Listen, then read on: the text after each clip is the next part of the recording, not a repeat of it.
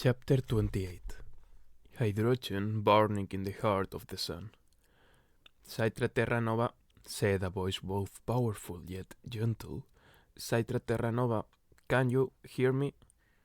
Who's that? Is someone there?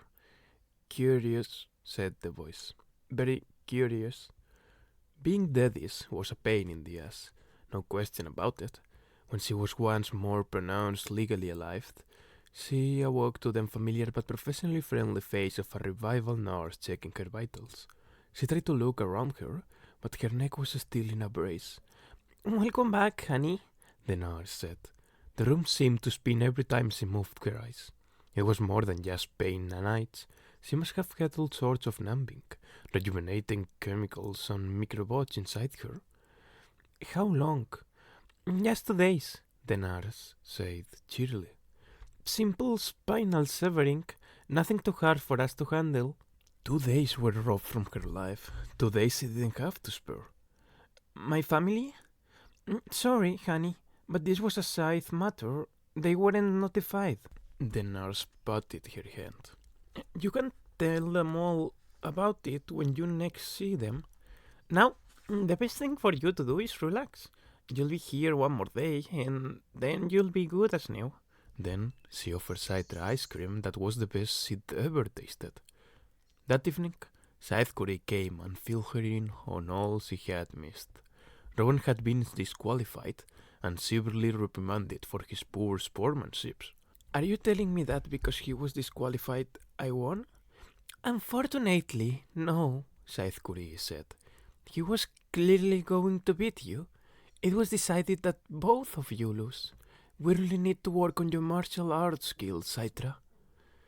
Well, that's just great, Citra said, exasperated for a very different reason that Scythe thought. So, now Rowan and I are both 0 for 2 at Conclave. Scythe sighed. The third time's the charm, she said. Now it will all come down to how well you do at Winter Conclave, and I have faith that you will shine your final test. Citra closed her eyes, remembering the look on Rowan's face when he held her in that headlock. There was something colder, calculating. In that moment, she saw a side of him she had never seen before. It was as if he was looking forward to what he was about to do to her, as if he was going to enjoy it. She was so confused. Did he really plan that move from the beginning? Did he not know he'd be disqualified, or was disqualification his plan? What was Rowan like after it happened? Citra asked Scythe. Did he seem shocked at all about what he had done? Did he kneel down to me? Did he help carry me out to the ambudrome? Scythe took a moment before she answered. Then, finally, she said, He just stood there, Citra. His face was like stone, defiant and as unrepentant as his Scythe. Citra tried to turn away, but even though the brace was now gone, her neck was still too stiff to move. He's not who you think he is anymore, Scythe said slowly, so that it would sink in. No, Citra agreed, he's not. But for the life of her, she had no idea who he was now. Rowan thought he would receive another brutal beating when he returned to the mansion. That couldn't be farther from the truth. Scythe Goddard was all flamboyance and bright chatter. He called for the butler to bring champagne and glasses for everyone, right there in the foyer, so they could toast Rowan's audacity. That took more nerve than I thought you had, boy, Goddard said. Here, seconded Scythe. You can come to my room and break my neck any time. He didn't just break her neck, Scythe Goddard pointed out. He unflinchingly snapped her spine. Everyone heard it. I'm sure it woke up the side sleeping in the back now. Classic, said Scythe Chomsky, guessing his champagne down, not waiting for the toast.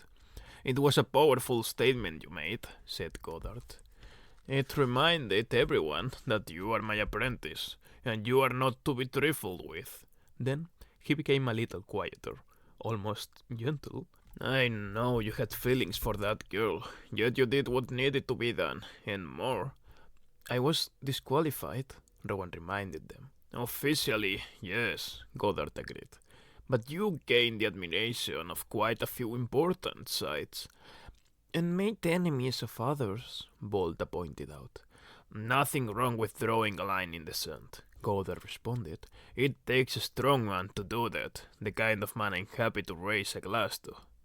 Rowan looked up to see Esm sitting at the top of the grand staircase watching them. He wondered if she knew what he had done, and the thought that she might made him feel ashamed.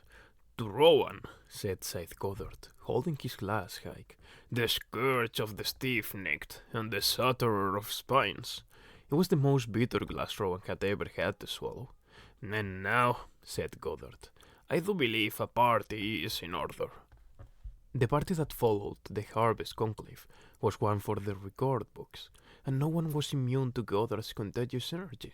Even before guests started to arrive and the first of 5 DJs cranked up the music, Goddard threw his arms wide in the mansion's ornate living room as if he could reach from wall to wall, and said to no one in particular, I am in my element, and my element is hydrogen burning in the heart of the sun.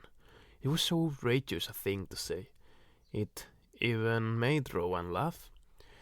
He's so full of crap, Scythe Rand whispered to Rowan, but you gotta love it. As the rooms and the terraces and the pool deck began to fill with partiers, Rowan began to rise from the funk he had been left in after his awful bout with Citra. I checked for you, said Bolda told him. Citra's conscious and has one more day in the revival center. She'll go back home fully recovered with Scythe Curry. No harm, no fool. Well, plenty of fool, but that's what you wanted, wasn't it? Rowan didn't answer him. He wondered if anyone else was insightful enough to know why he did what he did. He hoped not. Then Volta got serious in the midst of the revelry around them. Don't lose the Scythehood to her, Rowan, he said. At least, not on purpose. If she beat you fair and square, that's one thing, but submitting yourself to her blade because of raging hormones is just plain stupid. Maybe Volta was right. Perhaps he should do his best in their final trial, and if his best outshined Citra's, he would accept the Scythe ring. And then maybe he would cling himself as his first and only act. Then he'd never be faced with having to clean Citra. It comforted Rowan that he had a way out, even though it was a worst-case scenario. The rich and famous arrived by helicopter, by limousine, and in one bizarre but memorable entrance by jetpack. Goddard made a point to introduce Rowan to them all, as if Rowan were a prize worth showing off. Watch this boy, Goddard told his high-profile guests. He's going places. Rowan had never felt so valued and validated. It was hard to hate a man who treated him like the meat rather than the lettuce. This is how life was meant to be lived, Goddard told Rowan as they luxuriated in his open-faced cabana, looking out over the festivities. Experiencing all there is to experience, and enjoying the company of others. Even when some of those others are paid to be here? Goddard looked out at the crowded pool deck that would have been far less dense and far less beautiful had it not been for the presence of professional party guests. There are always extras in every production, he told Rowan. They fill in the gaps and make for pleasant scenery. We wouldn't want everyone to be a celebrity, would we? They do nothing but fight. In the pool, a net went up, and dozens gathered for a game of volleyball. Look around you, Rowan, Goddard said in utter contentment. Have you ever experienced such good times as this? The commoners love us, not because of the way we glean, but because of the way we live. We need to accept our role as the new royalty. Rowan didn't see himself as royalty, but he was willing to play along, at least today. So he went to the pool and jumped in, declaring himself captain of the team and joining Scythe Goddard's loyal subjects in their game. The thing about Scythe Goddard's parties is that it was very difficult not to have a good time, no matter how hard you tried. And with all the good feelings that abounded, it was easy to forget what a ruthless butcher Goddard was. But was he a killer of Scythes? Citra hadn't directly accused Goddard, but it was clear that he was her prime suspect. Citra's investigation was troubling, yet, try as he might, Rowan could not find a single instance since he'd been in Goddard's presence where Goddard did anything that was illegal by Scythe law. His interpretations of the commandments might have been stretches, but nothing he did was an actual violation. Even his gleanings rampages were not forbidden by anything but custom and tradition. The old guard despises me because I live and glean with a flair they sorely lack, Goddard had told Rowan. They're a crowd of beaters, backstabbers, envious that I found the secret of being the perfect Scythe. Well, perfection was subjective. Rowan certainly wouldn't call the man a perfect Scythe, but there was nothing in Goddard's repertoire of malfeasance that would suggest he would murder Faraday. On the third day of this seemingly unending buzz, there were two unexpected party guests, or at least unexpected to Rowan. The first was High Blade Xenocrates himself. "What is he doing here?" Rowan asked Scythe Chomsky when he saw the High Blade come out of the pool. "Don't ask me. I didn't invite him." It seemed strange that the High Blade would show up at the party of a highly controversial Scythe. He didn't appear comfortable being here at all. He seemed self-conscious and tried to be inconspicuous, but a man of such mighty girth, festooned in gold, was hard not to see. He stood out like a hot air balloon in an otherwise empty field. It was, however, the second guest that shocked Rowan the most. He was stripping down to his bathing suit just seconds after getting to the pool deck. It was none other than Rowan's friend, Tiger Salazar, who Rowan hadn't seen since the day he showed him Scythe Faraday's weapons then. Rowan made a beeline to him, pulling him aside behind the topiary hedge. "What the hell are you doing here?" "Hey, Rowan," Tiger said, with his signature slanted grin. "Good to see you two. Man, you're looking bad. What did they inject you with?" "Nothing. It's all real, and you didn't answer my question. Why are you here? Do you know how much trouble you could be in if anyone found out you snuck in? This isn't like crashing a school dance." "Take it easy. I'm not crashing anything. I've signed up with Guests Unlimited. I'm a licensed partier now." Tiger had often boasted that to be a professional party guest was his life's ambition, but Rowan had never taken him seriously. "Tiger, this is a really bad idea. Worse than any of your other bad ideas." Then he whispered, "Professional partiers sometimes have to do things you might not be up for. I know. I've seen it." "Dude, you know me. I go where the day takes me." "And your parents are okay with this?" Tiger looked down, his upbeat demeanor suddenly subdued. "My parents surrender me." "What? Are you kidding?" Tiger shrugged. "One splat too many. They gave up. Now I'm a ward of the Thunderhead." "I'm sorry, Tiger." "Hey, don't be. Believe it or not, the Thunderhead's a better father than my father was. I get good advice now and get asked how my day was by someone who actually seems to care." Just like everything else about the Thunderhead, its parenting skills were indisputable, but being surrendered by his parents had to hurt. "Somehow," noted Rowan, "I don't think the Thunderhead advised you to be a professional party boy." "No, but it can't stop me. It's my choice to make, and anyways, it pays pretty good." He looked around to make sure no one was listening, then leaned in close and whispered, "But you know what pays even better?" Rowan was almost afraid to ask. "What?" "The word on the street is that you've been training with live subjects. That kind of work pays top dollar. Do you think you could put in a word for me? I mean, I go daddies all the time. Might as well get paid for it." Rowan stared at him in disbelief. "Are you nuts? Do you even know what you're saying? My God, what are you on?" "Just my own nanites, man. Just my own nanites." Scythe Volta felt lucky to be in Goddard's inner circle.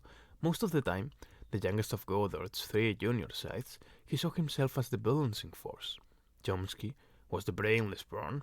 Rand was the animus, the wild force of nature among them. Volta was the sensible one who saw more than he let anyone know.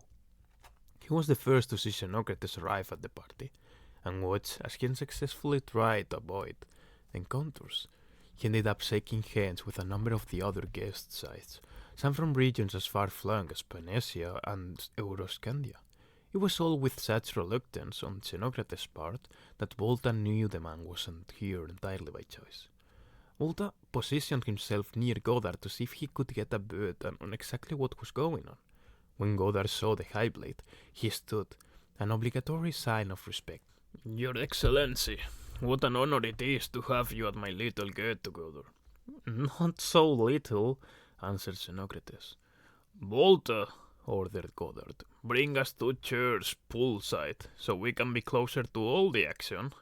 And although such a task was normally left to the servants, Volta did not complain, because it gave him a perfect excuse to eavesdrop on them. He placed 2 chairs on the flagstone patio by the deep end of the pool.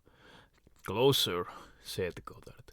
So Volta placed the chairs close enough for the 2 of them to be splashed by anyone choosing to use the diving board. Stay nearby, he told Volta quietly, to the buffer table just a few yards away. Thank you. No, he said. This, from a man who had a reputation for being quite a gourmand, was telling in and of itself. Must we meet here? Xenocrates asked. Wouldn't you prefer to speak in a quiet room? None of my rooms are quiet today, Goddard said. Yes, but this is far too public a forum. Nonsense. This isn't the forum, said Goddard. It's more like Nero's place. Volta chimed in with a hearty but stagged laugh. If he had to play today, he would own the party today. Well, let's hope it doesn't become the Coliseum, said Xenocrates, a little bit of bite to his words. Goddard chuckled at the thought. Believe me, I'd be more than happy to throw a few Tonys to the lions. A party goer, one of the paid ones, did that perfect triple gainer off the diving board, the splash leaving a streak across the high blade's heavy rope. Don't you think this ostentatious lifestyle will catch up with you? Xenocrates asked. It can't catch me if I keep moving, Goddard said with a smirk. I'm nearly done with this place. I've been looking at real estate down south. That's not what I mean, and you know it. Why so tense, Your Excellency? Said Goddard. I invited you here because I wanted you to see firsthand what a positive thing my parties are for the Scythe. Good public relations all around. You should be throwing grand galas at your own home. You forget that I live in a log cabin. Goddard narrowed his eyes, not quite to a glare, but close. Yes, a log cabin perched atop the tallest building in Fulcrum City.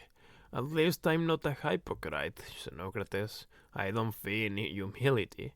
And then the high-blade said something to Goddard that was a surprise to Volta, although in retrospect it shouldn't have been a surprise at all. My greatest mistake, said Xenocrates, was choosing you as an apprentice all those years ago. Let's hope so, said Goddard. I'd hate to think that you've yet to make your greatest mistake. It was a threat without actually being a threat. Goddard was remarkably good at that. So, tell me, said Goddard, does fortune smile on my apprentice, as it has on yours? No, Volta's ears pricked up, wondering what fortune Goddard meant. Xenocrates took a deep breath and let it out. Fortune is smiling. The goal will cease to be an issue within a week. I'm sure of it. Another diver splashed them. Xenocrates put up his hands to shield himself from it, but Goddard didn't flinch in the least. Cease to be an issue. That could mean any number of things. Volta looked around until he spotted Rowan. He seemed to be having a heated discussion with a party boy. Citra ceasing to be an issue would be the best thing for Rowan, as far as Volta was concerned. Are we done now? May I leave? Just a moment, said Goddard, and then he turned and called toward the shallow end of the pool. Esme, come here. There's someone I want you to meet. The look of terror that came over the high blade's face was chilling. This was indeed getting more interesting by the minute. Please, Goddard, no. What's the harm? Goddard said. Esme, water wings and all, came trotting along the pool sets to them. Yes, Scythe Goddard. He beckoned to her, and she sat on his lap, facing the man in gold. Esme, do you know who this is? A Scythe? Not just any Scythe. This is Xenocrates, the High Blade of Mid-America. He's Mr. Big. Hi, she said. Xenocrates offered a painted nod, not meeting the girl's eyes. His discomfort at this encounter radiated like heat. Volta wondered if Goddard had a point or if he was just being cruel. I think we met before, Esme said. A very long time ago. Xenocrates said nothing. Our esteemed friend is far too uptight, Goddard said. He needs to join the party. Don't you agree, Esme? Esme shrugged. He should just have fun like everyone else. Wiser words have never been spoken, said Goddard. Then he reached behind him out of Esme's line of sight toward Volta and snapped his fingers. Volta drew in a slow, silent breath. He knew what Goddard was asking of him, but Volta was reluctant. Now, he regretted being a part of this at all. Maybe you should show your moves on the dance floor, Your Excellency, said Goddard. Then my guests could laugh at you, just the way you made the entire Scythedom laugh at me in Conclave. Did you think I forgot about that? Goddard still reached back toward Volta, now wriggling his fingers impatiently, and Volta had no choice but to give him what he wanted. The young Scythe reached into one of the many secret pockets of his yellow robe and pulled out a small dagger, placing the hilt in Goddard's hand. Goddard closed his fingers around it, and ever so gently, ever so inconspicuously, brought the edge of the dagger just an inch from Esme's neck. The girl didn't see it. She didn't know it was there at all, but Xenocrates did. He froze in place, eyes wide, jaw slightly ajar. I know, said Goddard cheerfully. Why don't you go for a swim? Please, begged Xenocrates. This is not necessary. Oh, but I insist. I don't think he wants to go swimming, said Esme. But everyone goes swimming at my parties. Don't do this, begged the Highblade. Goddard's response was to bring the blade even closer to Esme's unsuspecting neck. Now, even Volta was sweating. No one had ever been gleaned at one of Goddard's parties, but there was always a first time. Volta knew this was a battle of wills, and the only thing that kept him from intervening and ripping that dagger away from Goddard was knowing who would blink first.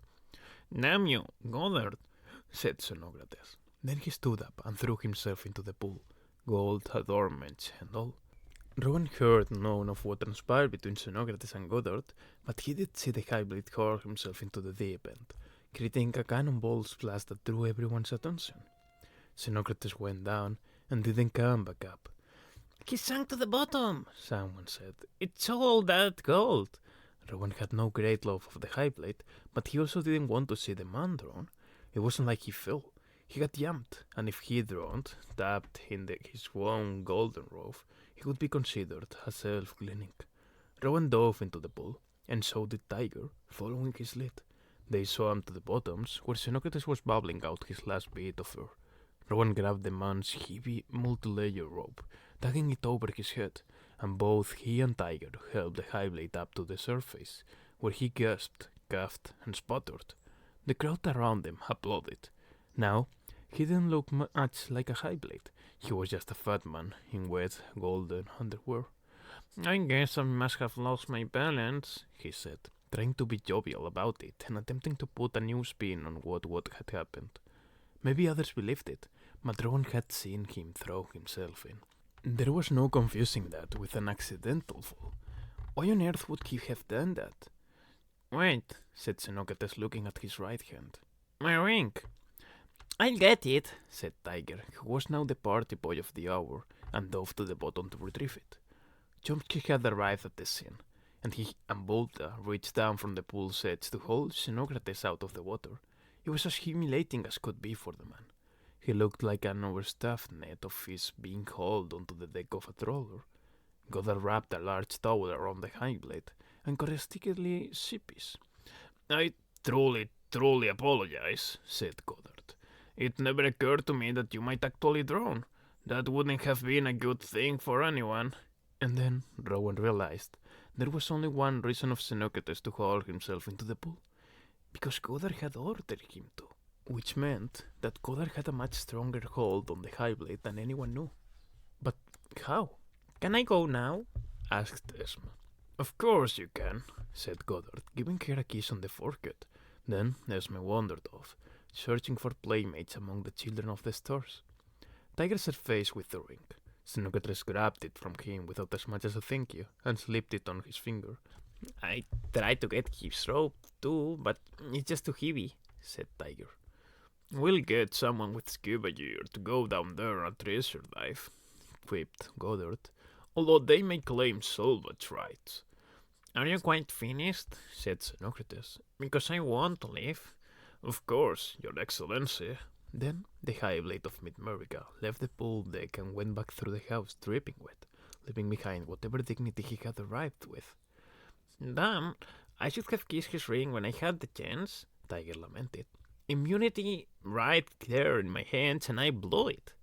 Once Xenocrates was gone, Goddard called out to the crowd. Anyone who uploads pictures of high-blade Xenocrates in his underwear will be gleaned immediately. And everyone laughed, then stopped when they realized he was not joking in the least. As the party wrapped up and Scythe Goddard said goodbye to his most important guests, Rowan watched, taking in everything. So, I'll see you at the next party, right? Tiger said, breaking her focus. Maybe next time they'll assign me earlier, so I get to hang for more than just the last day. The fact that Tiger was about as deep as the fountain out front was an irritation to Rowan. Funny, but he had never been bothered by Tiger's shallow nature before. Perhaps because Rowan hadn't been much different. Sure, he wasn't the thrill-seeker Tiger was, but in his own way, Rowan glided on the surface of his life. Who could have known that the ice was so treacherously thin? Now he was in a place too deep for Tiger to ever understand. Sure, Tiger, next time. Tiger left with the other professional party people, with whom he seemed to share much more in common now than with Rowan. Rowan wondered if there was anyone from his old life he could relate to anymore. Scythe Goddard passed him standing by the entryway. If you're practicing to be a neoclassic statue, I should get you a pedestal, he said. Of course, we already have enough statuary around here without you. Sorry, Your Honor, I was just thinking. Too much of that could be dangerous. I was just wondering why the High Blade jumped in the pool the way he did. He fell accidentally, he said so himself. No, I saw it, insisted Rowan. He jumped. Well then, how should I know? You'll have to ask him. Although I don't think bringing up such an embarrassing moment to the High Blade will work in your favor. Then he changed the subject. You seem to be awfully friendly with one of the party boys. Should I invite more of them for you next time? No, it's nothing like that, said Rowan, blushing in spite of himself. He's just a friend from home. I see. And you invited him? Rowan shook his head. He signed up without me even knowing. If it was up to me, he wouldn't have been here at all. Why not? Said Goddard. Your friends are my friends. Rowan didn't respond to that. He never knew whether Goddard was serious or just baiting him. Rowan's silence just made Goddard laugh. Lighten up, boy.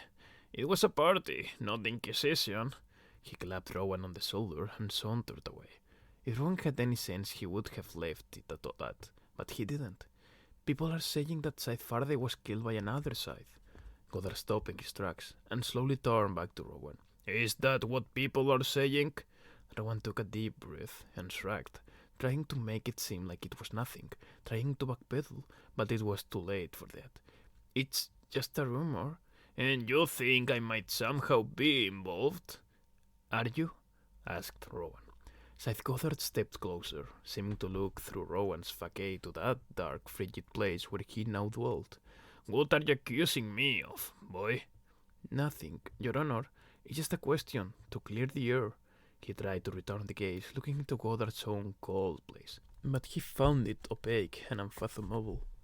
Consider the air cleared, Goddard said, with a sarcastic lightness to his voice. Look around you, Rowan. Do you think for one instant that I would jeopardize all of this by breaking the seventh commandment to rid the world of a washed-up old guard, Scythe?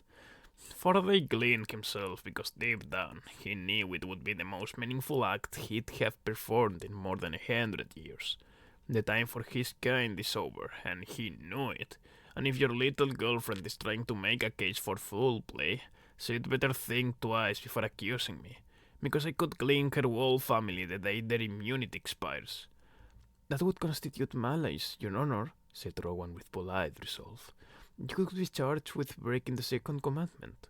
For a moment, Goddard looked ready to carve up Rowan then and there, but the fire in his eyes was swallowed by that unfathomable depth. Always looking out for me, aren't you? I do my best, Your Honor.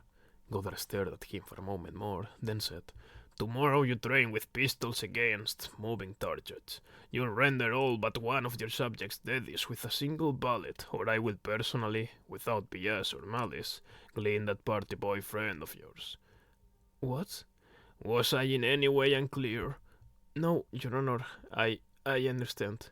And the next time you make an accusation, you'd better be damn sure it's true and not just insulting. Goddard stormed away, letting his robe swell behind him like a cape. But before he was out of earshot, he said, Of course, if I did kill Scythe Faraday, I wouldn't be so stupid as to admit it to you. He's just messing with you. Scythe Volta hang out with Rowan that evening in the game room shooting pool. But I do think you insulted him. I mean, killing another Scythe? That never happens. I think maybe it did. Rowan took a shot and missed the balls completely.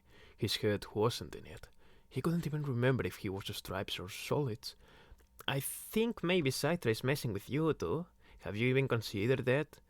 Volta took his shot, sinking both a strip ball and a solid, which didn't help Rowan in knowing what he was going for. I mean, look at you. You're a basket case. She's playing head games with you and you don't even see it. She's not like that, said Rowan, choosing a striped ball and sinking it. Apparently it was the right choice, because Volta let him play on. People change, Volta said. Especially an apprentice. Being a Scythe's apprentice is all about change. Why do you think we give up our names and never use them again? It's because by the time we've ordained, we're completely different people. Professional cleaners instead of candy-ass kids. She's working you like chewing gum. And I broke her neck, reminded Rowan. So I guess we're even. You don't want to be even. You want to go into Winter Conclave with a clear advantage. Or at least feeling like you have won. Esm popped in just long enough to say, I play the winner, then left. Best argument for losing ever, grumbled Volta. I should take her on my morning runs, Rowan suggested. She could use the exercise. It might get her into better shape. True, said Volta, but she comes by her weight naturally. It's genetic. How would you know? And then Rowan got it. It was staring him in the face, but he was too close to see. No, you're kidding me. Volta shook his head nonchalantly. I have no idea what you're talking about. Xenocrates? It's your shot, said Volta. If it came out that the hybrid had an illegitimate daughter, it would destroy him. He'd been in serious violation. You know what would be even worse, said Volta. If the daughter that no one knew about got herself cleaned. Rowan ran a dozen things through his new lens. It all made sense now. The way Esmer was spared at the food court, the way she was treated. What was it Goddard had said?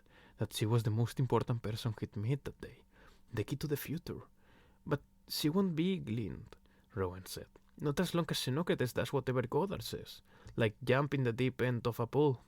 Volta nodded slowly. Among other things. Rowan took his shot and accidentally sank the 8th ball, ending the game. I win, said Volta. Damn, now I'll have to play Esme. I am apprentice to a monster. Scythe Faraday was right. Someone who enjoys killing should never be a Scythe. It goes against everything the founders wanted. If this is what the Scythedom is turning into, someone has to stop it. But it can't be me, because I think I'm becoming a monster too. Rowan looked at what he wrote and carefully, quietly tore the page out, crumpled it, and tossed it into the flames of his bedroom fireplace. Goddard always read his journal. As Rowan's mentor, it was his prerogative to do so. It had taken forever for Rowan to learn how to write his true thoughts, his true feelings. Now he had to learn to hide them again. It was a matter of survival, so he picked up his pen and wrote a new official entry. Today, I killed 12 moving targets using only 12 bullets and saved the life of my friend. Scythe Goddard sure knows how to motivate someone to do their best. There's no denying that I'm getting better. I'm learning more and more each day, perfecting my mind, my body, and my aim. Scythe Goddard is proud of my progress. Someday, I hope I can repay him and give him what he deserves in return for all he's done for me.